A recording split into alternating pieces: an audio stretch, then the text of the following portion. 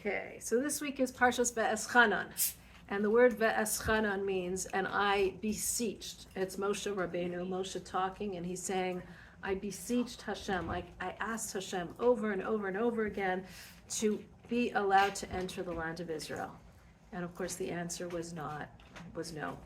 And instead Hashem took me to a mountain so I could see the whole land of Israel, and he promised me that I could see the land, but not that I can enter the land. And we know that the reason why Moshe did not go into the land of Israel is because had he gone into the land of Israel, it would have been Moshe represented emes, truth.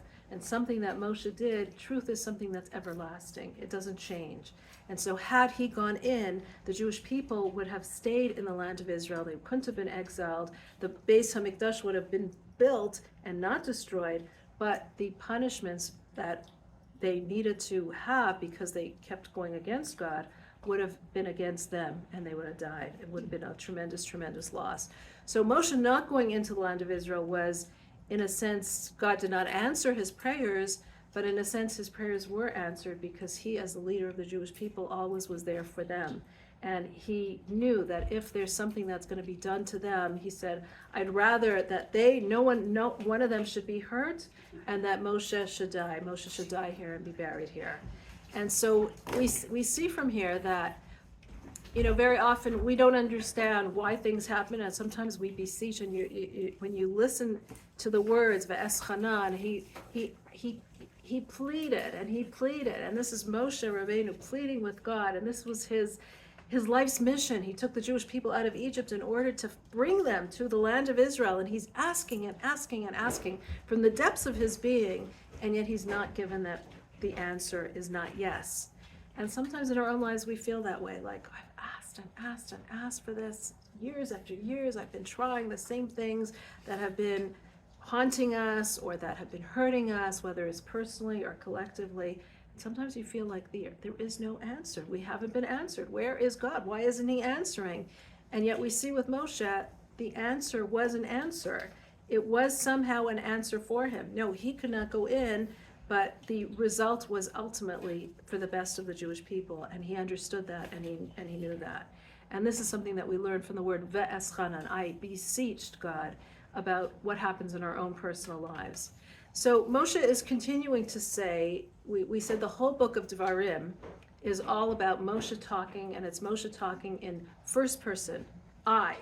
And we said that the reason why it's Moshe talking in first person, the whole first 4 books of the Torah are all in third person, and God spoke to Moshe saying, and Moshe said to the Jewish people.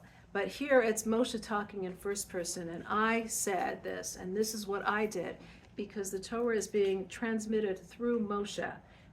They're reaching a new stage of existence where the Jewish people are now standing on Arvot Moab, on the plains of Moab. They're about to enter the land of Israel, and their connection to God is going to continue, but there's going to be a transformation, because right now they're not going to have the miracles that they experienced in the wilderness with the man and with the clouds of glory and with the be'er, with the well. It's going to be a much more natural existence, and they have to be able to transmit the Torah themselves, to feel the Torah themselves. So Moshe is bridging that gap. He's like, now it's going to be a new situation for you, where it's not going to be anymore about me speaking to God, but it's going to be, I'm bridging this new situation for you, where I'm speaking as I'm transmitting the Torah. God is speaking to Moshe, but Moshe is talking straight through him to the Jewish people. And he's saying, this is what you're going to have to do. The Torah is going to be speaking to you, to each and every one of us. And this is the new situation as we are right there on the plains of Moab. This is the last stage before they go into the land of Israel. And the whole book of Devarim is Moshe repeating to them what we've gone through from the time that they left Egypt until they are where they are today. And so the first thing that he's saying is Ve'eschanan, I pleaded to God, I wanted to go into the land of Israel. And then he goes on and tells them the different things that have happened to them. And he reiterates in Ve'eschanan some very significant events, primarily which is, sorry about that, when God gave them the Torah. And he says, and God gave them the Torah And you stood there on Mount Sinai, and Hashem said the words, Anochi Hashem Elokecha, I am God your God. And you were so, it was so awe-inspiring that you just couldn't handle it. You actually asked me to continue saying the words so that you didn't have to hear it actually from God. But those first few words were from God himself. And those words were tremendous. And he talks about that time period when they received the Torah. Also in this week's parsha is the Shema, but we're going to talk about the giving of the Torah, that part. And he says, when God gave the Torah, when God said, Anochi Hashem Elokecha, it says the words that Hashem said to all the Jewish people then on the mountain, on Mount Sinai, was such a strong sound. It says, Kol Gadol Velo Yasef. It was a great and unceasing voice. It was this great voice that didn't stop. It didn't stop. And what does it mean it didn't stop? What does it mean that the voice echoing through the mountains? Well, actually, that's what I would imagine. You would think that, okay. What was the quote? A great and unceasing voice. Okay. Mm-hmm. It didn't stop. How does the Hebrew? Kol Gadol Velo Yasef. Oh, that's what I thought. A great voice that did not stop, or it did not cease. And the Midrash says, what does it mean, this great voice that didn't stop? And the Midrash gives 3 explanations for what this means. Yes. Is one of them that it never stopped ever for real, like till our generation Yes. has been going on for Yes, exactly.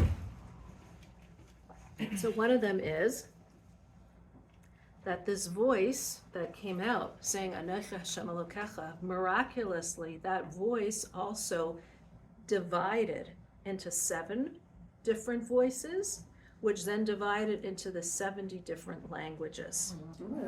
So this voice of God that came out was not only a voice that was in Hebrew, in Lashon HaKodesh, but it was also transmitting in all the 70 languages that were spoken at that time. Anochi Hashem Elokecha, I am God your God. That was the first thing. That was the first explanation that the Midrash gives. And of course that was miraculous. The second one is that the voice never stopped, in the sense that from this voice, from this energy that was emitted at Har Sinai, this voice continued and continues in every generation. So the voice of Torah that we have in every single generation, the voice of the prophets that came after him, that said that interpreted the Torah, that explained the situation of that time, that was the same voice from Sinai. It was encompassed in that voice from Sinai for all times until today. The voice of sages, the voice of each and every one of us, learning anytime that you come up with a new chiddush, a new idea, a new novelty in Torah, that is included in that voice, that all-encompassing voice at Sinai. And if you know how voices, like how the sound goes, like you could see that it's like an energy. And that energy is just not stopping. That energy is continuing for all times. And then the third explanation that the Midrash gives is that it was a strong voice that didn't have any echo. There was no echo to it. And it's interesting. Yeah, you're looking like a little like, whoa, what are you thinking? I was just thinking heads that transmit and also like it's like contradicting the other one. It feels like. Yeah, it feels like the first 2 are miraculous. They're all miraculous. It says all 3 were miraculous, but the first 2 seems like it was such a strong voice. What is so great about not having an echo? In fact, you would think that the louder the voice is, the more of an echo. That whenever there's a loud voice, there's a tremendous echo of that loud noise. So what was so important about that? There's no echo that resonated after it. You might hear 2 things at the same time, and you might miss something maybe in the translation or what it was exactly said. Okay, so that's actually what one of the explanations says, like that yes. And how me. But the people who argue with that say, but that can't be, because when that voice came out and it divided into the 70 nations, you're also hearing those different voices. So it's, then the echo wouldn't have been a problem, right? I was thinking, a little bit along the same lines as what Sandra said, is that there was no echo, that we were given one emistic message, that the truth, with absolute truth, and we were all given that same message. So how would an echo not be that way? Because sometimes when there's like an echo is a copy, but it's not the real thing. Ah, interesting. I And just how, made it up, I know. right. No, well, that's actually what one of the commentaries says, but then they argue on that, but then why, if you have the Well, why 7 is and it the that we- 70, that's why it would it's also be the same thing, and yet we have that miracle. So let's talk about this. So the first one that we see, that the voice divided into the 70 different languages, that is telling us that Torah is for all people, right? Torah it's divided into 70 languages because it's for all people. The second thing that's telling us that this was an all-encompassing voice that includes the voice of future generations, the future sages, the future Nevi'im, prophets that come out and led us throughout our history, is their voice as well. So that's telling us that Torah is for all times. So it's for all people. It's not relegated just for one nation, but it's for all nations and for all people, for all times. But what does the echo teach us? So when we look at the echo, what makes an echo? A void of space. A void of space? Well, what do you mean by a void of space? I would think that if you have an echo, there's other things around it, and it's bouncing back. It bounces back, yes. So for example, where I live, there's the mountains of the Harriman Mountains. So when there's any kind of noise, like when there's firecrackers, which for some reason last night someone was doing, I don't know why, it like bounces off the mountains, and you don't even realize where it's coming from because it's bouncing off the mountains, and you're hearing it over again. It's a very loud noise. If you ever move into like a new house, when you moved into the new house, before you bring in all the furniture, Carpeting. and no carpeting, no curtains, nothing to absorb the noise, you hear that echo. You hear the echo that, in fact, people say, like if you want to mitigate the noise in your home, if you have like a very large entrance where it's echoing off of it, what should you do? Put carpets, which absorb the noise, put things like pillows that absorb the noise, put curtains that absorb the noise. These things stop the noise from echoing.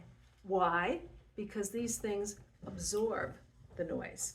Whereas when you don't have that, an echo is when there's a noise, there's a vibration, and it is not absorbed into the wall, so it bounces back. It bounces off of the wall. Unlike if there's a curtain, it will absorb it. Unlike if there's a carpet, it will absorb it. The wall won't absorb the sound, so the sound is going to bounce back onto you. So when we talk about at Har Sinai, that God's voice, there was no echo. What does it mean that there was no echo? It means God's voice permeated into all of reality. When God said the word Anochi, and the word Anochi is actually an abbreviation. It's what's it called when there's one? Every letter is a word. That's what do they call that? It's Yes, well, Architecture or something? Like kind of. Yes, exactly. acronym? An acronym, thank you. Thank you. I'm forgetting my words. The word Anochi is an acronym for Ana Nafshi Kisavis Yahavis, which means God is saying, Ana Nafshi, I have given over myself in writing to you. I have given over my essence in writing in the Torah to you. I have given my essence over, meaning God is saying, in saying the Torah, I am giving a part of me to a part of you, to your essence. what is it? Anochi nafshi. Ana nafshi ksavis yahavis. It's I know. I once learned this. Yeah. Yes, God is saying that I have invested my essence, my who I am, into these words that are now permeating into you, into all of you. And moreover, it's not only into all of you, but God is saying, Anechi Hashem Elokecha, I am God, your God, singular. Not Elokechem, all of your gods. I am God, your God, and your God, and your God. I am talking to the essence of each and every single one of you. I'm a personal God who's relating to each and every one of you, not just collectively, but to each one personally.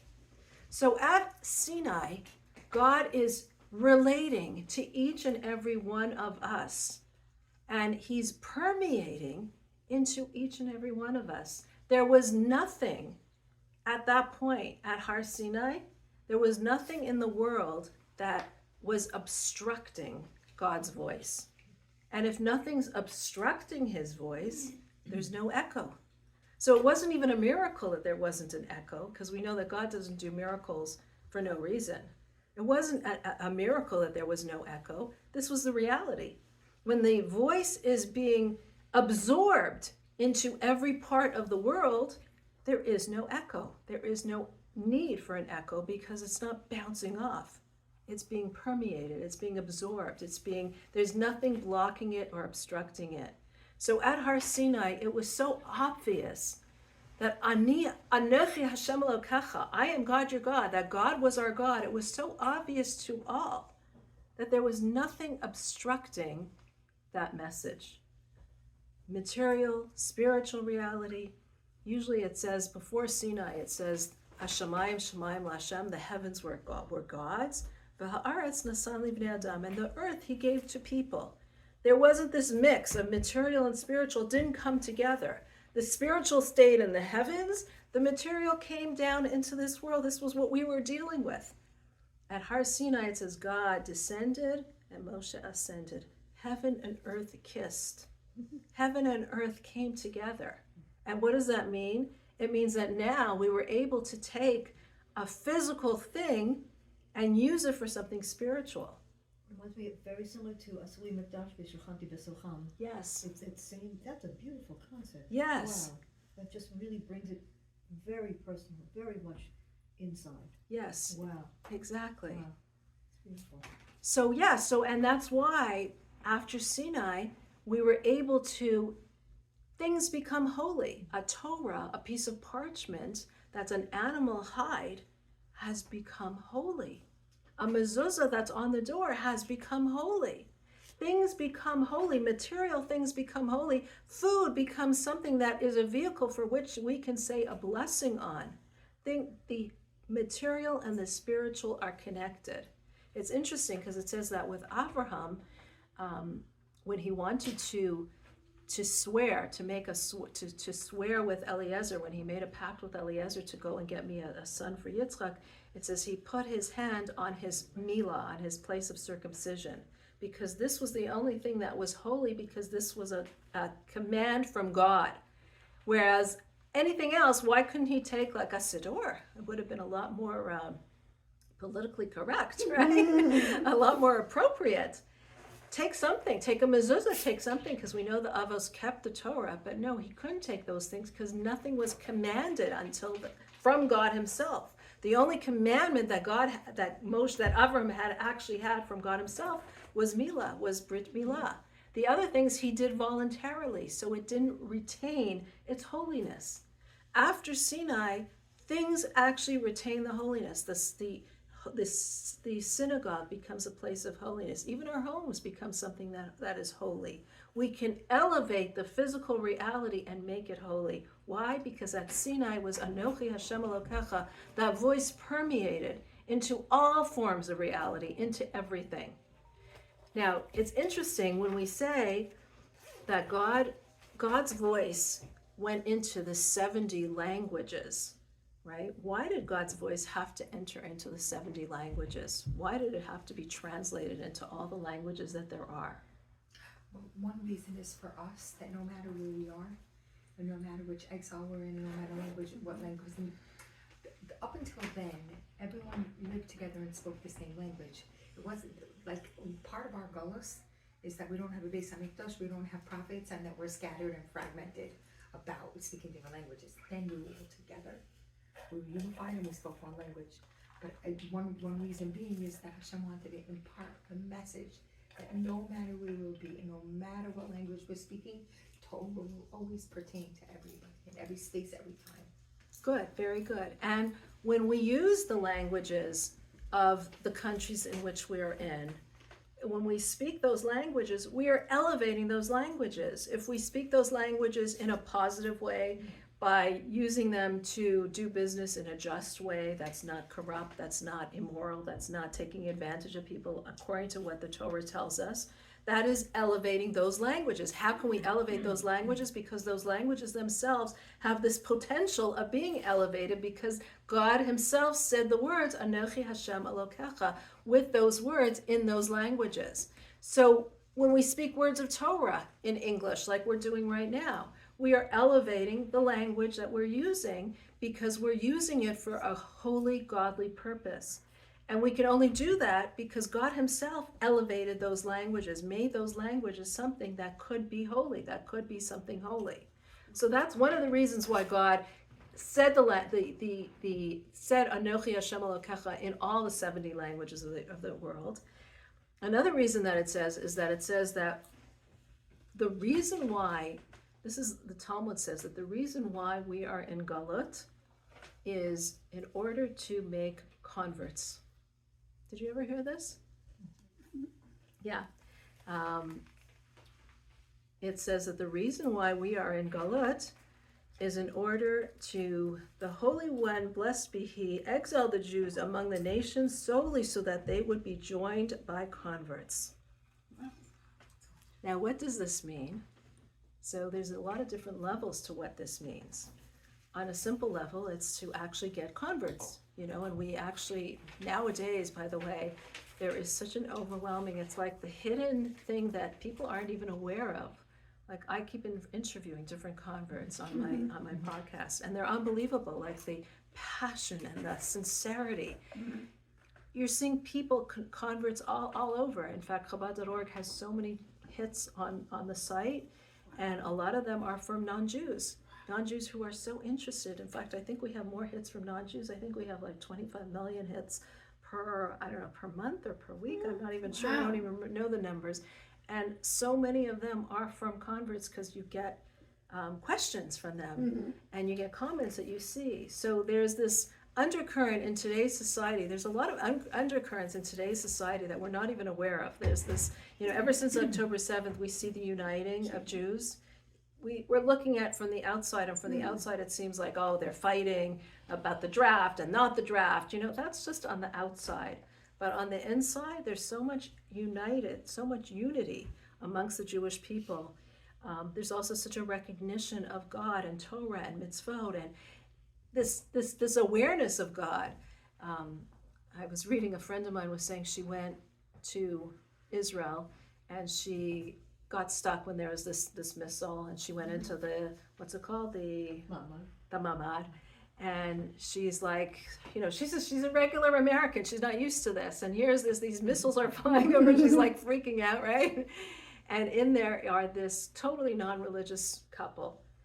And they're like, and she's a completely religious woman. And they're like, what's the matter with you? You don't believe in God? And this is what an Israeli is. This is what a Jew is, a belief in God, of course. Like, she says, they were talking the whole time. She felt so much better. She says, next time I'm bringing wine and we're going to celebrate. And they're like, now you're an Israeli.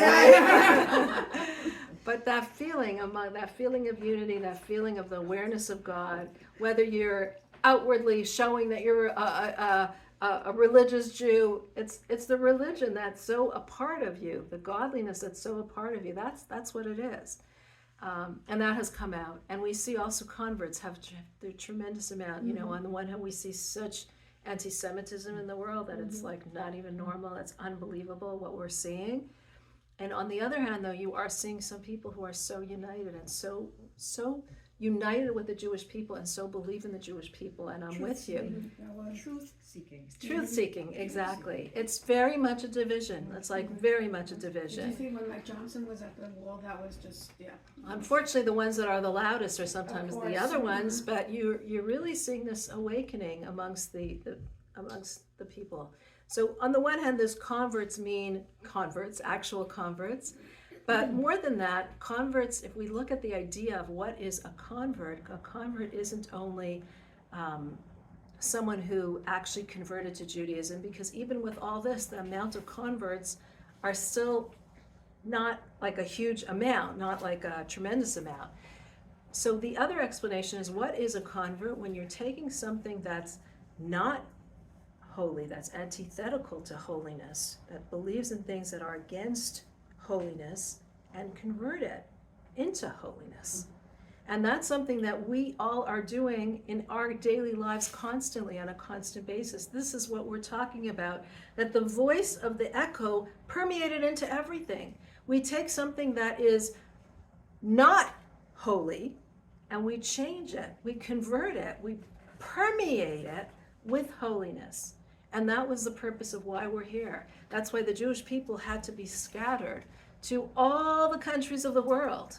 If you think about it, every time that there was the most amount of Jews in a country, that became the superpower of the world. But Jews were scattered to all the four corners of the world. Ufaratsta, we're going to be scattered all over. Why did we have to go to all the four corners of the world?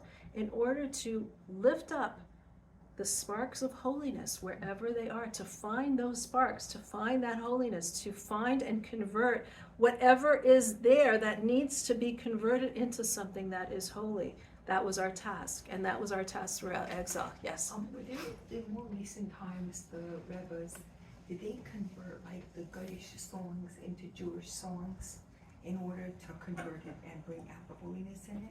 I remember hearing something. So that some of the nigunim are like that, yes. Some of the nigunim Chabad are like that. Yeah, there are some Yes. songs that are Yes. parodies, and, Yes. and they're, from English songs. Some of them are really great. Yes. Oh, Melanie. Yes. What was that? There was a group that used to do that. Shal- Was it Sheva? What was the name of it? Schlag That's it, Schlag Like Solomon. Right, that's it. Yeah, they used to do that. They would take an English song and then make it into Hebrew. And But this is a lot different. This was very, very holy big rabbis. Mhm. That was some of the Chabad songs are like that. Yes, That yeah. They would take the Goyish song from over 200 years ago, and they would turn it into a holy, Right. perfect, purposeful song. Yeah, and that takes a very holy person to be able to do, because you're taking something that's so steeped in negativity. But what we can all do is we have so many areas in our life where we see things and we can bring out that holiness and all these things.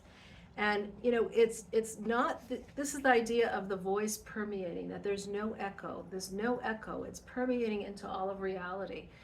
When we look at it, we can see that there's so many things that we can permeate, we can bring that voice down to in so many areas of our life. It doesn't have to be just, obviously in a Torah class, you're bringing God's voice into the Torah class.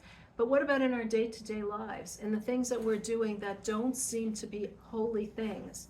In fact, it says by Avraham, Ekev asher shama b'koli, because you listen to my voice. And the word Ekev also means the heel.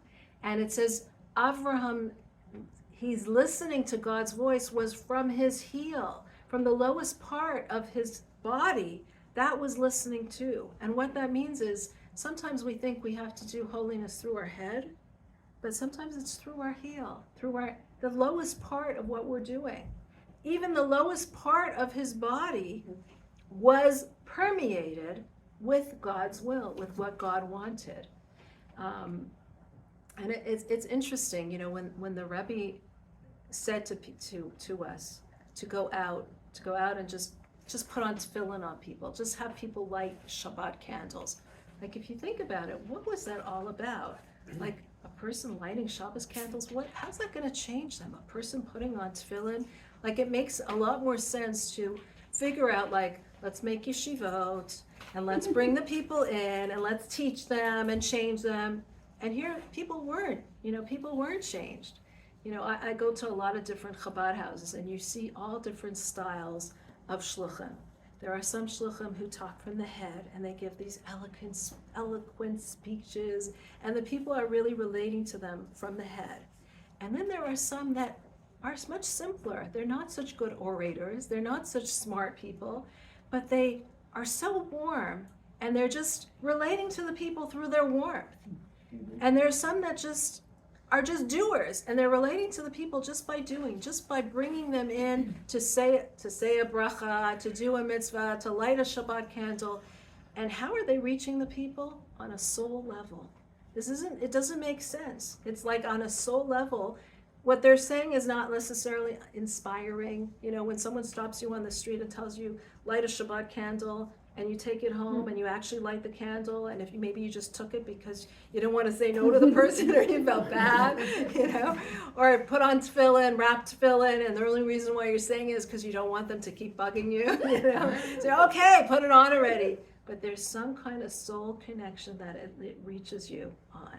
And that's not a soul connection that goes through the head even, because you're not thinking about it, you're not understanding it, but it's soul speaking to soul. And I think that we've seen with October 7th this feeling of soul speaking to soul. People who were hostages were in there that it wasn't an intellectual decision that I'm going to be Jewish or be religious or I knew what Torah is. When Agam Berger just spoke about like how she kept fasted on Tisha B'Av, you know, some of these things don't make any sense. They're not logical. They're not rational. It doesn't make any sense on a logical level, but it only is on a soul-to-soul level. And this is the idea of the voice of God permeated every part of existence. There was no echo. There was no obstruction, because it wasn't only something that was on an intellectual level, but it was something that was on this emotional level, this soul level, not even an emotional level, but on a soul-to-soul level. Ana nafshik savis havis. I gave my essence, God says, I gave my essence to you, and you feel that essence, you feel that connection and that essence to me. So this is really very nice. What is the lesson for us? What is the lesson for us? Because every Torah portion has some lesson for us, right? And if you remember when we spoke about, last week, we spoke about translating the Torah into all parts of our lives, translating ideas like love of God. How do we translate that into our lives? And people said really nice examples of how we translate the Torah into our lives. So today's lesson is going a step further. You know, we're on the bank. We're ready to enter the land of Israel. We're right there, standing there. This isn't only about translating ideas. This is about having ideas permeate our very soul, having ideas permeate our very life, permeating all aspects, even our heel, even the heel of our foot. How can we permeate all aspects? There is nothing against God. How can we convert things that seem even antithetical to Judaism, or definitely not something that's holy? How can we convert it how can we release the holiness in it to convert it into something spiritual, something godly, something that is screaming the words, Anochi Hashem Elokecha, I am God, your God. And I want to open this up to you, because you guys are always full of the best examples. How can we permeate Anochi Hashem Elokecha, I am God, your God, I gave my essence to you, into our heels even.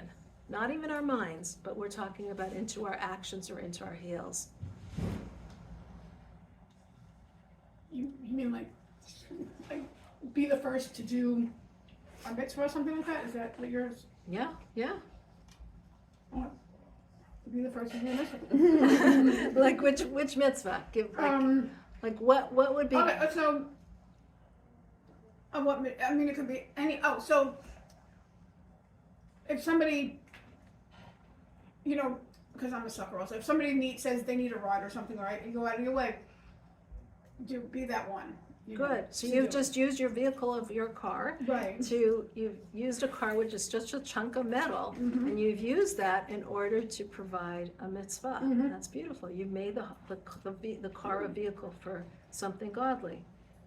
Yes. Yesterday there were about half a dozen videos, and then there were some interviews afterwards that I watched of two different stories of young yeshiva boys from a yeshiva that were able to convince, in one particular case, convince their bus driver, who was in his 60s, and they convinced him over the course of time to put on tefillin. Mhm. And then they honored him at a school dinner, and they presented him with his own tefillin. Oh my Oh, gosh. wow. That was That's one so story, beautiful. and then there was another story also about one of their social studies teachers, and he put the kids up to a challenge.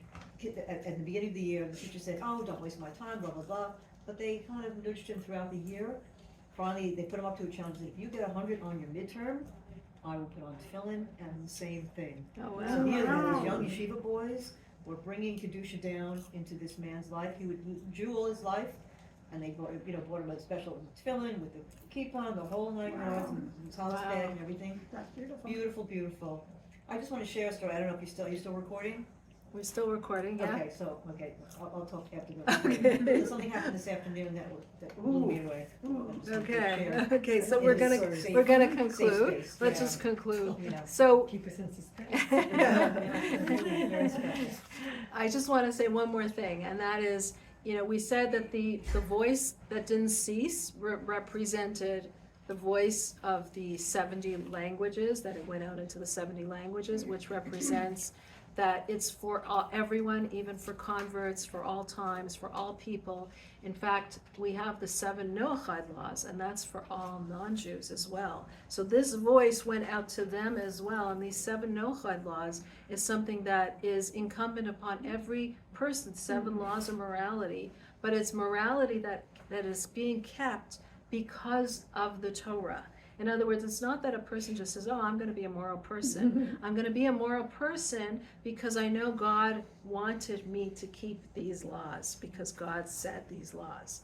So that unceasing voice is the 70 laws, the 70 languages, so that we can use the language, that we can speak in English as we're speaking now, in order to elevate that language and to elevate in all of our communication. We can elevate and make the languages holy, as we do throughout our day, by saying something nice to somebody, by learning words of Torah, by saying a kind word to somebody. We are elevating the language itself. The second thing that we said is that this is the voice that is unceasing for all generations, that throughout every generation, this is the voice of Torah. So we have every generation, we have leaders, we have teachers, we have people who are teaching us and helping us.